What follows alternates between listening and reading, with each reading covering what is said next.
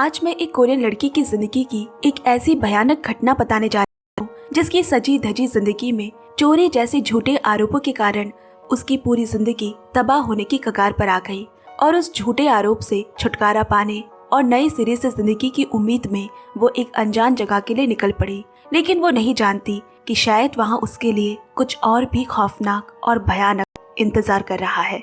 Film देखने के बाद मैं बस हैरान होकर सोचती रही कि कोरियन लेखक इतनी अच्छी कहानियां कैसे लिखते हैं।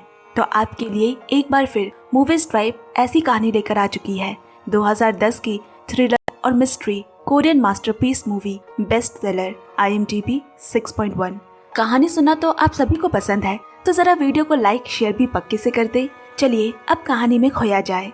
कहानी की शुरुआत में एक मशहूर राइटर बेक्सो को दिखाया गया जिसका इंटरव्यू लिया जा रहा है, जहां पता चलता है कि बेक्सो की लिखी किताब लगातार 3 हफ्तों तक सबसे ज्यादा बिकने वाली किताबों की लिस्ट में है। बेक्सो का पति और उसकी बेटी भी इसी इंटरव्यू में मौजूद है। तभी अचानक एक आदमी वहां आकर इस इंटरव्यू को बंद करने को कहता है और फिर उसने एंकर के कान में भी कुछ कहा। बेक्सो के कुछ समझने से पहले ही इंटरव्यू बंद कर दिया गया। बाद में देखते हैं कि बेक्सो को कोई फोन करके बहुत बुरा भला कह रहा है।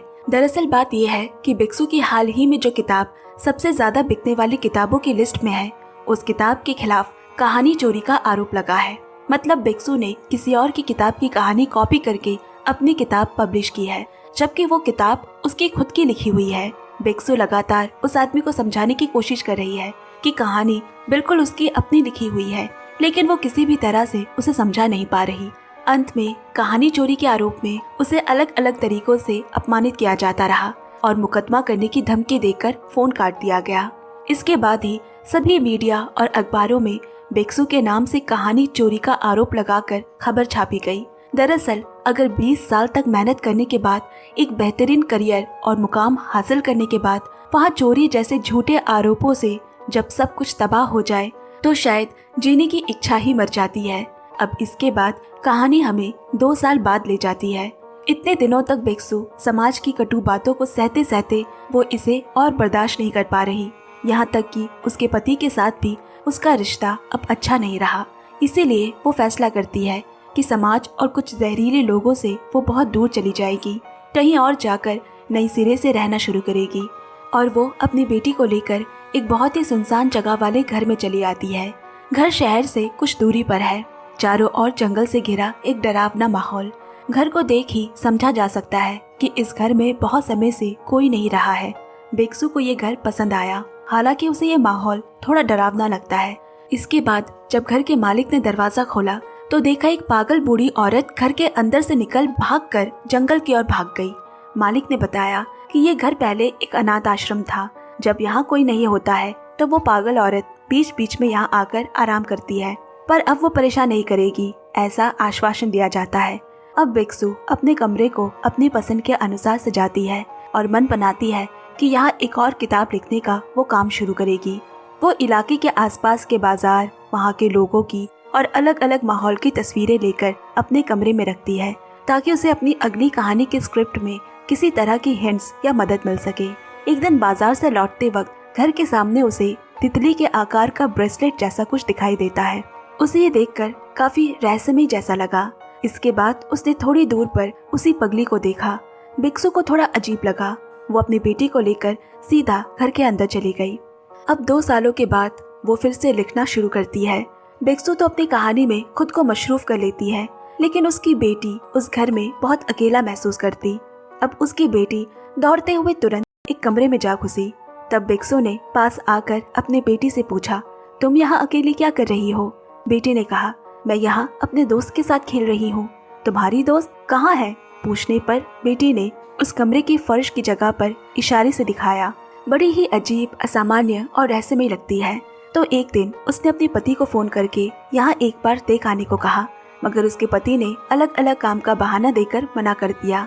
दरअसल चोरी के आरोप के बाद से उसके पति ने भी उसे गलत समझना शुरू कर दिया।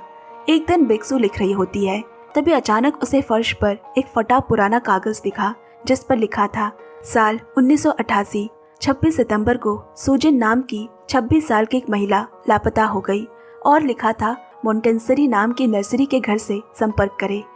इसके बाद ही खिड़की से अचानक उसने उसकी बेटी को बाहर उसी पगली के साथ बैठा देखा। बेक्सू के दौड़कर वहां जाने पर वो पागल औरत भाग गई। उसने अपनी बेटी को समझाया और उसे लेकर घर के अंदर चली जाती है। फिर एक दिन मालिक का बेटा शिक और उसके 3 दोस्त बेक्सू से मिलने आते हैं। वो बेक्सू से कहते हैं, आप यहाँ आराम से रहे, हम सभी एक परिवार की तरह है। अगर आपको यहाँ रहने में कोई समस्या हो तो हमें जरूर बताएं। उसी रात बेक्सू अपनी बेटी से कहती है, तुम उस दिन जिस दोस्त के साथ कमरे में अकेले अकेले कहानी सुन रही थी वो मुझे भी बताओ। उसकी बेटी बताने लगी, मेरी वो दोस्त ऊपर ही रहती है और वो किसी से मिलने का प्लान बनाती है, लेकिन वो आदमी बहुत बुरा था, पर वो आदमी उसे बहुत प्यार करता था। इसके बाद बेक्सू उस कहानी को सुनकर अपनी कल्पना से कुछ सीन सोचने लगती है। एक समय पर वो अपनी कल्पना में देखने लगी कि उसकी बेटी फर्श के नीचे इशारे में जिस दोस्त की बात कर रही थी उसके अंदर बेक्सू को एक लाश दिखती है। वो कल्पना में और भी देखती है कि सीढ़ियों से 4 लोग दौड़ते हुए नीचे उतर रहे हैं। हालांकि बेक्सू ने ये सब कल्पनाओं में सोचा था, फिर भी वो समझ रही है कि इस घर से कोई ना कोई रहस्य तो जरूर जुड़ा है। इसीलिए उसने अपनी बेटी से कहा, वो तुम्हारी दोस्त नहीं है और इसके बाद तुम कभी भी उसके साथ ना मिलोगी ना ही बातें करोगी। लेकिन यहाँ बेक्सू उन रहस्यों के बारे में सोचती रहती है और अपना लिखना भी जारी रखती है। अब एक दिन वो खुद ही कौतूहल होकर अपनी बेटी से वो कहानी और सुनना चाहती है, लेकिन उसकी बेटी ने कहा कि वो अब उसके साथ नहीं खेलती ना ही बात करती है। इतना कहकर वो दौड़कर दूसरे कमरे में चली गई। यहाँ बेक्सू अपनी इस किताब की कहानी में अपनी बेटी की कही हुई कहानी का इस्तेमाल करना चाहती है, जिस वजह से अगले दिन उसने फिर से अपनी बेटी से कहा, तुम्हारे उस दोस्त ने और क्या क्या तुमसे कहा, मुझे बताओ ना। लेकिन उसकी बेटी ने इस बार भी कुछ नहीं कहा और वो दौड़कर अंदर चली गई। असल में बेक्सू ने अपनी किताब लगभग आधी लिख डाली है और बाकी वो अपनी बेटी से उन घटनाओं को सुनकर इस किताब की कहानी को एक पूर्ण रूप देना चाहती है।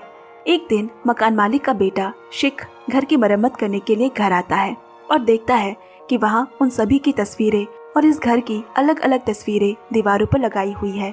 ये देख वो खुशी से दौड़कर अपने बाबा को सब कुछ बताता है।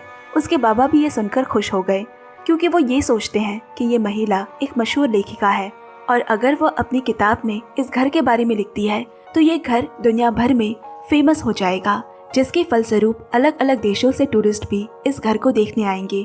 इसीलिए वो तो बहुत खुश है। लेकिन असल में वो ये बात अभी तक नहीं जानते कि बेक्सू अपनी किताब में क्या लिखने वाली है। अब बेक्सू ने और भी अलग अलग जानकारियां हासिल कर एक पूरी किताब लिख डाली और फिर एक बुक पब्लिकेशन हाउस के साथ मिलकर अपनी किताब छापने के बारे में एक एग्रीमेंट पर साइन भी कराती है। इसके बाद जब किताब प्रकाशित हुई तो हमेशा की तरह इस बार भी उसकी किताब ने चारों ओर हलचल मचा दी।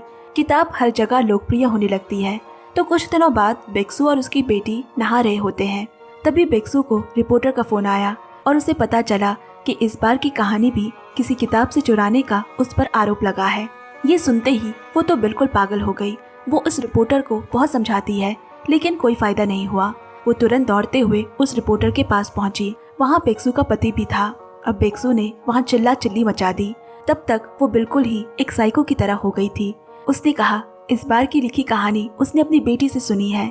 इसी बात का सबूत देने के लिए वो अपनी बेटी को ढूंढने लगी और अब एक और भयानक घटना उसके सामने आती है, जहाँ बेक्सू को मालूम चला कि उसकी बेटी मर गई है। मतलब कि बेक्सू फिर से कहानी की चोरी के आरोप में फंसने को लेकर इतनी ही पागल हो गई थी कि उसे अभी तक नहीं पता था कि उसकी बेटी मर चुकी है। लेकिन बात तो ये है कि उसकी बेटी कैसे मारी गई है ना। तो और उसकी बेटी बाथटब में नहा रहे थे, तभी उस रिपोर्टर का फोन उठाने वो बाहर चली गई और उस पर फिर से कहानी चोरी का आरोप लगने के बाद वो इतनी डिप्रेशन में चली जाती है कि अपनी बेटी की बात भूलकर सीधे रिपोर्टर के ऑफिस जा पहुंची और यहाँ उसकी बेटी बाथटब के पास रखे हेयर ड्रायर से अकेले खेलने लगती है। एक समय में हेयर ड्रायर पानी में गिरकर करंट पानी से होकर उसकी बेटी को शॉट लगा और उसकी बेटी वहीं मर गई। अब उस ऑफिस में उसका पति आता है और वहाँ इस कहानी के चोरी के मामले पर एक वकील आकर बेक्सू से सवाल करने लगा। तब जाकर बेक्सू अपने नॉर्मल सेंस में वापस लौटती है और साथ ही उसे समझ आया कि उसकी बेटी उस बाथटब में मर चुकी है। इसके बाद वकील बेक्सू से कई सवाल करता है और बेक्सू ने वकील को बताया कि उस घर में 1988 में सूजन नाम की एक महिला गायब हो गई थी।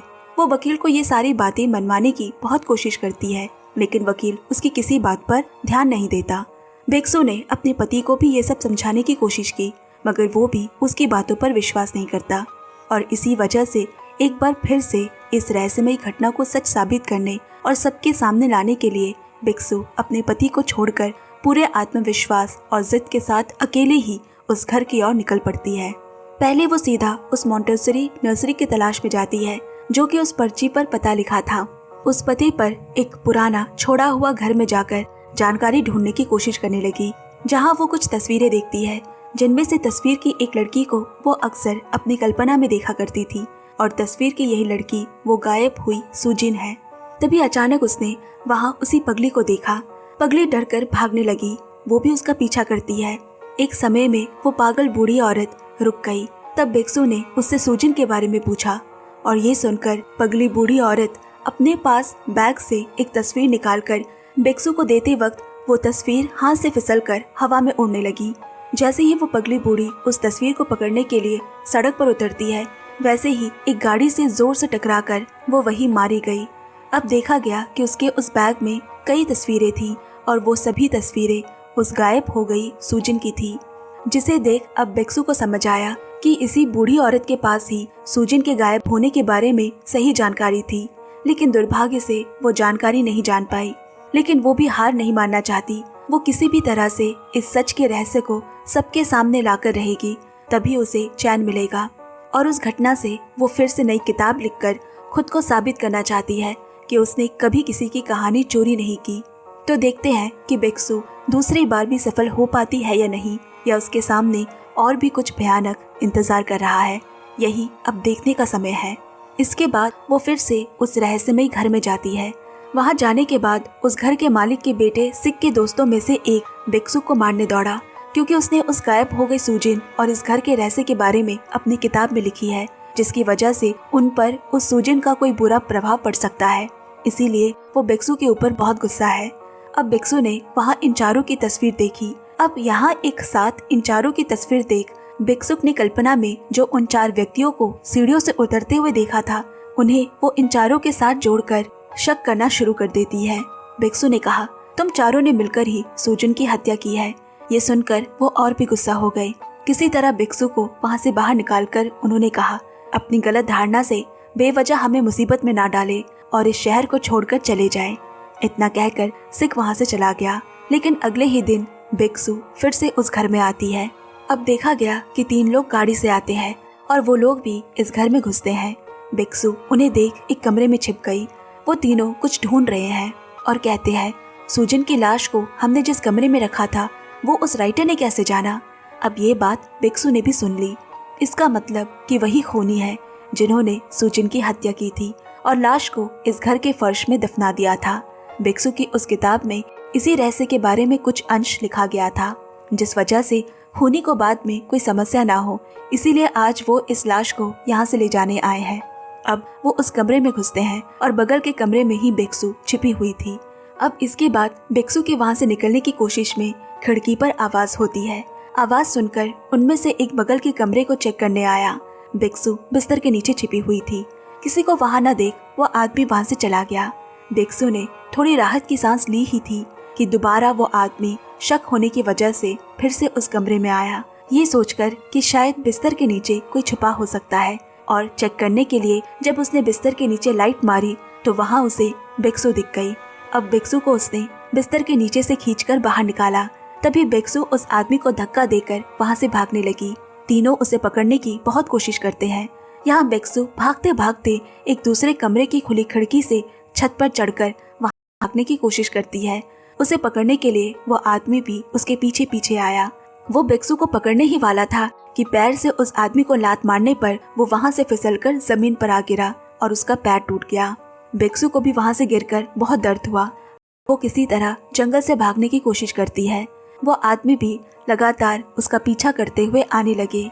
ऐसे में जंगल के रास्ते पर बेक्सू एक गाड़ी को देख दौड़कर उस गाड़ी के पास आई और देखा कि गाड़ी से मालिक का बेटा निकल कर आया।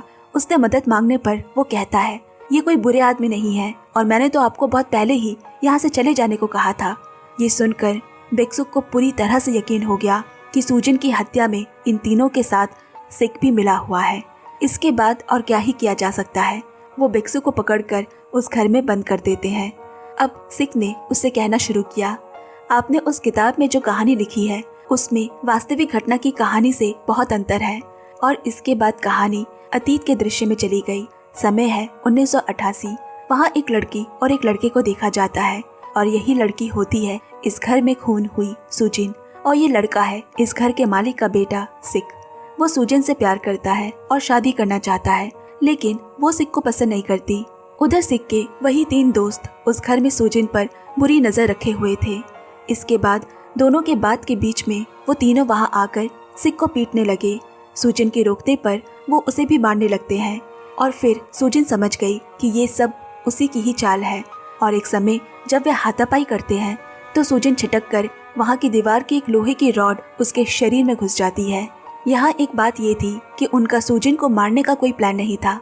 सिक संग उन चारों ने ये प्लान किया था कि वो केवल सुजिन के साथ कुछ बुरा करेंगे, लेकिन दुर्घटना से सुजिन की वहाँ हत्या हो जाती है। भले ही यह हादसा था, लेकिन उन्हें तो बचना होगा। इसीलिए उस समय वो सुजिन की लाश को उस कमरे के फर्श के नीचे छिपा देते हैं। अब कहानी फिर से आज में आ गई, जहाँ बेक्सू को इतने दिनों से अपने पति से कोई कांटेक्ट न होने पर उसका पति आखिरकार उस घर का पता लेकर उसे ढूंढने निकल जाता है। दूसरी ओर देखा गया कि वो लोग सुजिन की लाश निकालने के लिए फर्श की लकड़ी काट रहे हैं, लेकिन लकड़ी उठाकर देखा कि वहाँ तो सुजिन की लाश है ही नहीं। आखिर उसकी लाश गई तो गई कहाँ, जो आप थोड़ी ही देर में जान पाएंगे। इसके बाद सुजिन की लाश वहाँ न होने पर वो चारों मिलकर हंगामा करने लगे और यहाँ इस मौके में तब तक बेक्सू पास पड़ा एक चाकू से अपने हाथ की बंधी रस्सी काटने की कोशिश करती है। यहाँ दूसरी ओर बेक्सू का पति भी पहुँच गया। वो बेक्सू को ऐसी हालत में देख मदद के लिए अपने एडिटर को फोन करता है। तभी सिक ने वहाँ आकर उसके सर पर जोर से हमला किया। बेहोशी की हालत में वो उसी भी घर के अंदर ले आया। अब उसने बेक्सू से कहा, क्या तुमने उस लाश को वहाँ से हटाया है? तभी दूसरा आदमी बोल पड़ा, तो सच में एक नंबर का बेवकूफ है। अगर लाश को नहीं हटाया होता तो यहाँ से कहाँ जाती। आगे वो सिक और उसके बाबा को उल्टी सीधी गालियाँ देना शुरू करता है। सिक ऐसी गालियाँ गुस्से में उस आदमी को मारने लगा और कहता है, मुझे लेकर अगर ज्यादा उल्टा सीधा बात किया ना तो मैं सब कुछ बता दूंगा। ये सुनकर एक और आदमी ने सिक पर हमला करके कहा, तू क्या बताएगा रे? अब वो तीनों इस हादसे के लिए एक दूसरे को ही दोषी ठहराते हुए मारपीट करने लगी।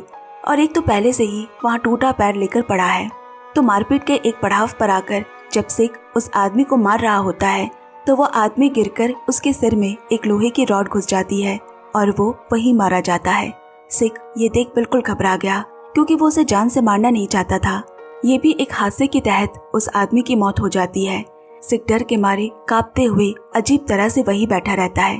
बाकी सब ये देख कहते हैं, पागल हो गया ये, और डर कर वहाँ से भागने लगे। इधर बेक्सू भी चाकू से किसी तरह अपने हाथ का रस्सी काट कर खुद को आजाद कर लेती है और अपने पति को भी आजाद करने की कोशिश करने लगी कि तभी सिक उसे पकड़ने आया तो बेक्सू वहाँ से भागने की कोशिश करती है। यहाँ दूसरी ओर जो आदमी भाग रहा था वो अंधेरे में दौड़ते दौड़ते ठोकर खाकर गिर पड़ा और एक नोकीली लकड़ी उसके पेट में जा घुसी। वो भी वही मारा गया। ऐसा लग रहा है कि 20 सालों बाद सुजिन अपनी मौत का ठीक उसी तरह ही बदला ले रही है। अब यहाँ भाग रही बेक्सू को एक समय पर सिक लगभग पकड़ ही लेता है। तभी बेक्सू सिक की आंखों पर हमला कर दौड़कर घर से बाहर निकल गई। बाहर आकर वो वहाँ मौजूद एक गाड़ी को लेकर भागने की और खुद को बचाने की पूरी कोशिश कर रही है। इतने में सिक भी बाहर आ गया। उसे देख बेक्सू गाड़ी को पीछे की ओर रिवर्स में ले जाने लगी। ऐसे समय पर सिक पीछे से गाड़ी में फंस जाता है और फिर वो उसी गाड़ी और दीवार के बीच दबकर वही मारा गया। इतने में वहाँ सिक के भी बाबा ने पहुंचकर देखा कि उसका बेटा सिक मर चुका है। अब बेक्सू गाड़ी से उतरकर अपने पति के पास जाने लगी। तभी सिक के बाबा ने पिस्तौल से बेक्सू के पैर पर गोली मारी और फिर वो बेक्सू को अधमरी हालत में नाव से पानी के बीचों बीच ले जाने लगा। यहाँ तब तक बेक्सू के पति को होश आने पर वो घर से बाहर आकर बेक्सू को ढूंढने लगता है। इधर बेक्सू ने सिक के बाबा से कहा, आप सब कुछ जानते हुए भी इतने सालों तक चुप कैसे रहे?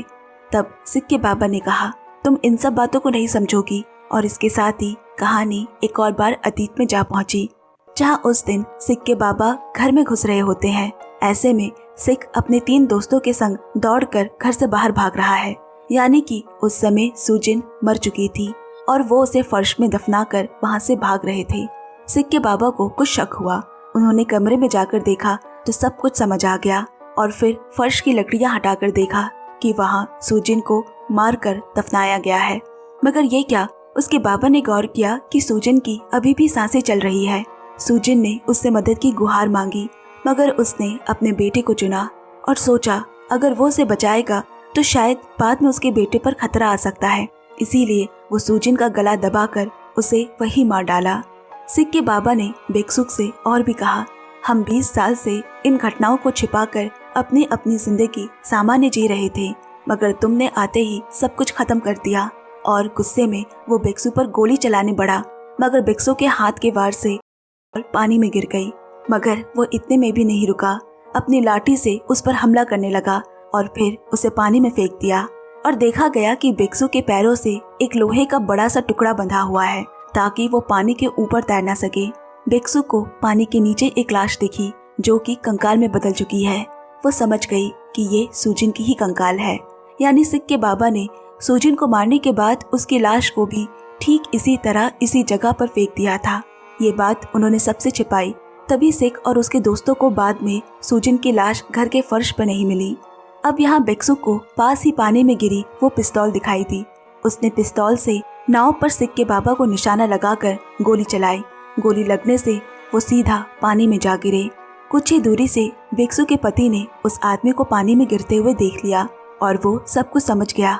इसके बाद वो पानी में उतरकर बेक्सू को बचाकर पानी के ऊपर ले आया। अब तक यहाँ पुलिस भी उस घर पहुंचकर सभी लाशों को बरामद करती है। इन सब के बाद अब उसके पति का बेक्सू के लिए जो गलतफहमी पैदा हुई थी वो मिट जाती है और एक दूसरे के अभिमान को तोड़कर दोनों फिर से एक हो गए। उन्होंने फिर से एक दूसरे को नए सिरे से प्यार करना शुरू कर दिया। अब बेक्सू ने अपने पति से कहा, मैं पूरी तरह से नए सिरे से फिर से वही कहानी लिखना चाहती हूँ और इस बार कहानी के मुख्य पात्र, कहानी की लेखिका, उसकी मृत बेटी और तुम होगे।